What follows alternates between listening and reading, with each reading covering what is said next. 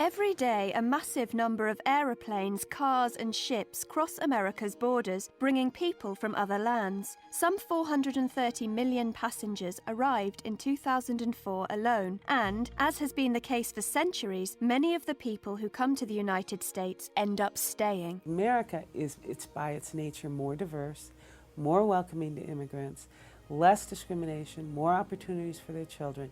They choose to come here, and I think not only have we by policy had more immigration, but by our very nature, we're more welcoming to people.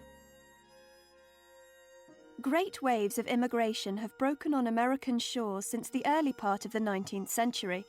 Fleeing economic and political hardships, many millions left their homelands in Europe and Asia in search of a better life. Europeans, including Irish, Germans, Italians and others, settled in the eastern half of the United States. Immigrants from Asia and from Mexico tended to settle in the west and southwest. During the period between 1892 to 1924, Ellis Island in New York Harbor opened its doors to some 17 million immigrants. In 1907 alone, as many as 11,000 people flowed through its Great Hall on a single day. And today, 4 out of every 10 Americans can trace part of their family history directly back to this one point of entry. Virtually all of these immigrants faced hardships. Many of them settled on the Lower East Side of Manhattan. The Tenement Museum shows how harsh their living conditions could be. It was pretty much just 3 rooms, 325 square feet, partitioned into 3 rooms. You had the front room, which was the only room with direct access to light and air. The center room was typically the kitchen, and then you had a smaller room in the back, which was, we know from our records of this building, families as large of 11 people living. So, when night fell, every room became a bedroom.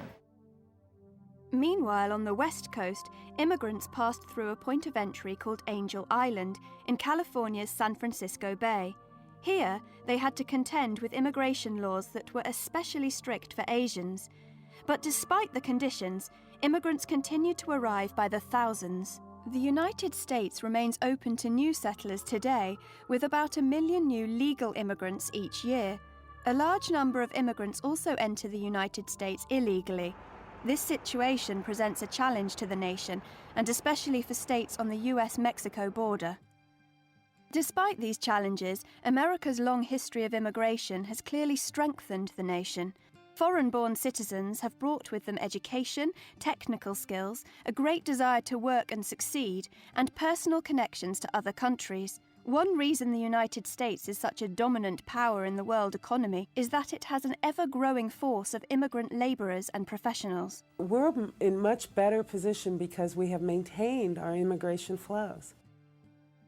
More than 200 years of immigration to the United States has shown that even immigrants who keep their language, their way of dress, and their own customs often share very similar values to the people already living here, values that will eventually help make them successful members of American society. Immigrants who come here, they have made an incredible leap to leave everything they know, everything that gives them self-identity and self-respect, to come here.